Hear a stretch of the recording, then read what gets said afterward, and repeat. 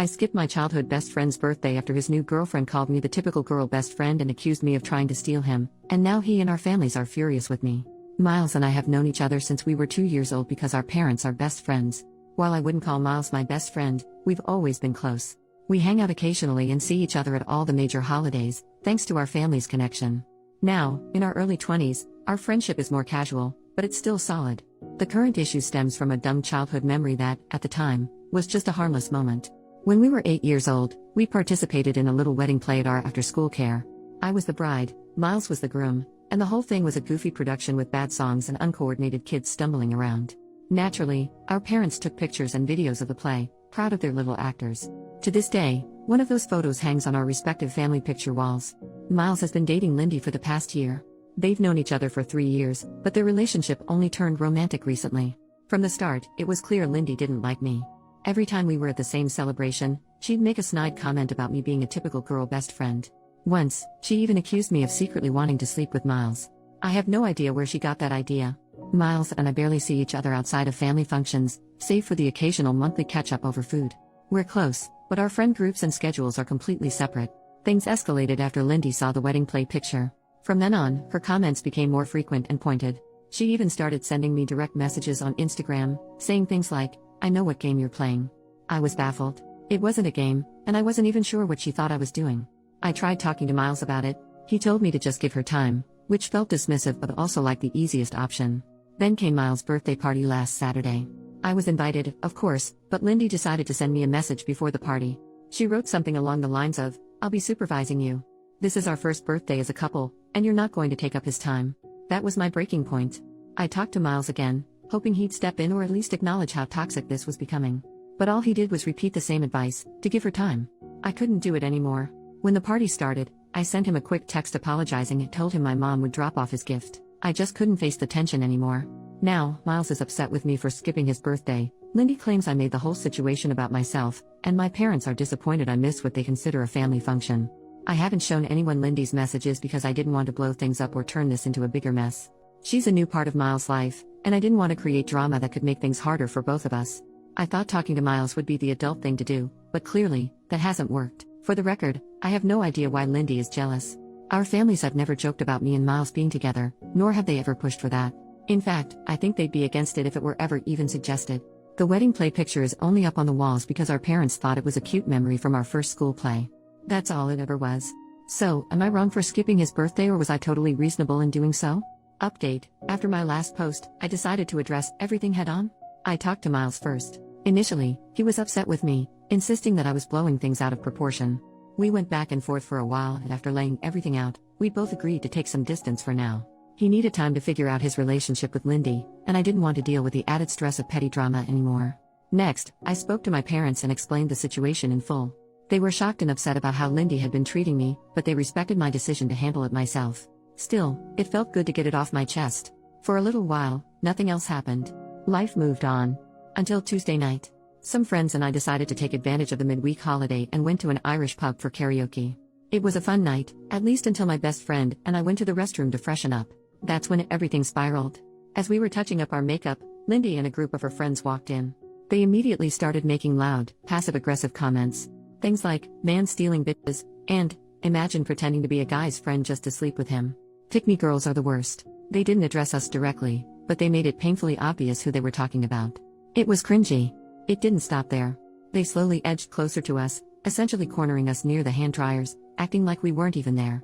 My best friend finally had enough. She grabbed my hand, pushed through them, and pulled me along.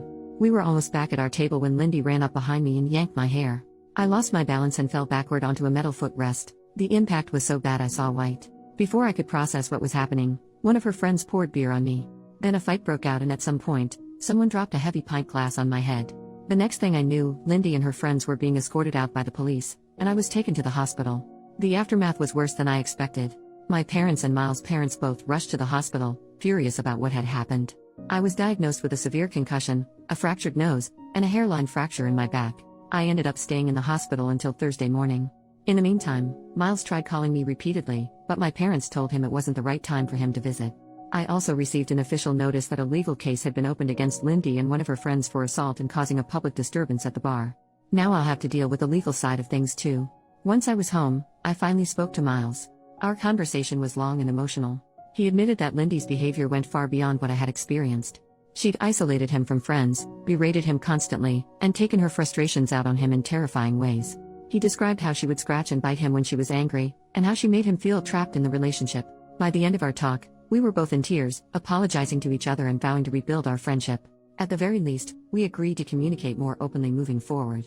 Miles broke up with Lindy shortly after our conversation and is currently staying at my parents' house to get some space and figure things out. That's where things stand for now. Second update. Hi everyone, there's been some progress, so I wanted to provide an update. I'll share the main points now and dive into more details later. First of all, a court date has finally been set for the case against Lindy. It took 2 months to arrange and is still 3 months away, but at least something is happening.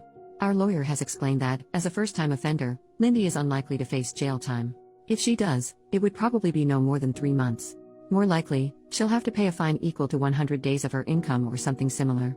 I've left all of this in my father's hands. I simply don't have the energy or the headspace to deal with it myself. There's also a second legal case underway, this time tied to my health. What started as a hairline fracture in my back has developed into a chronic condition. I'm in daily pain. Some days are better than others, but there hasn't been a single day where I've been completely pain-free.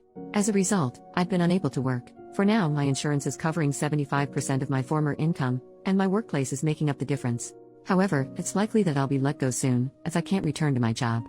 Because of this, my insurance company has filed a claim against Lindy to recover my lost wages. Right now, I'm not in contact with Miles. While I initially tried to support him, the reality of being disabled because of his jealous ex-girlfriend has left me feeling bitter. I recognize that he was also a victim in all of this, but I can't help but blame him, at least in part, for what's happened to my life. I'm working through these feelings in therapy and trying to find ways to move forward.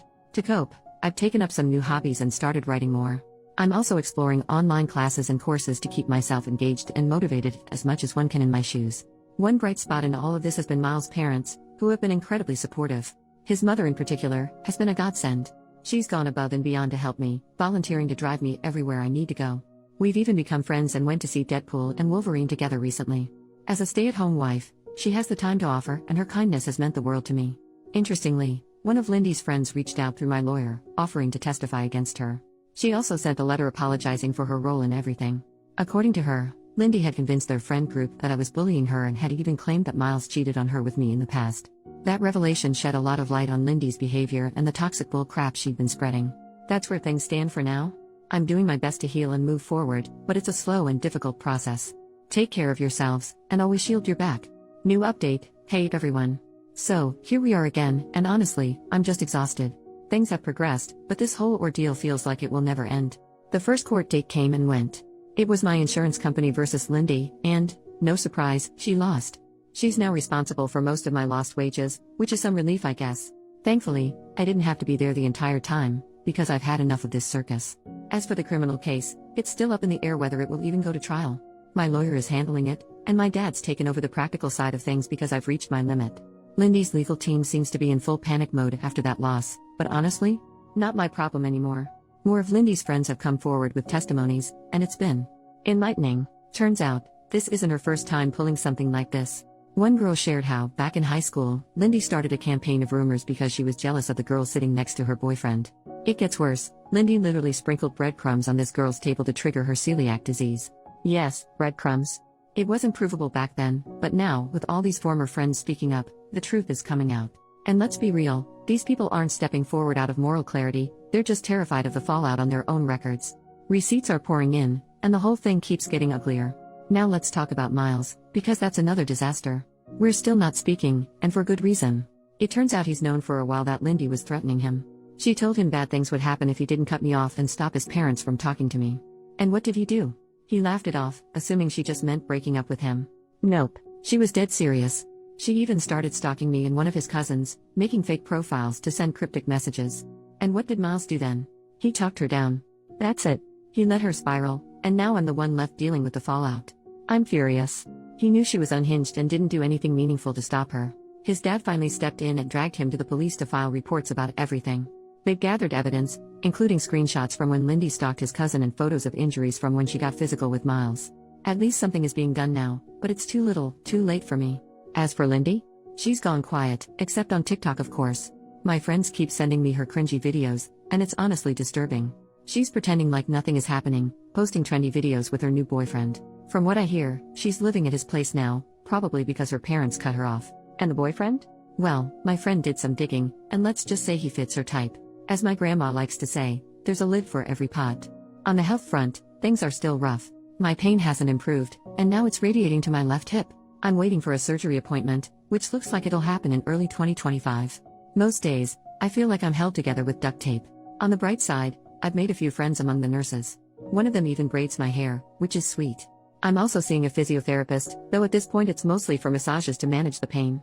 They suggested pool exercises, so now I'm in an aqua aerobics class for seniors. Honestly, the old ladies are a riot, except for one who always looks miserable, but I can't judge because I kind of get it. One piece of good news, I finally got approved for a wheelchair. It's been a game changer.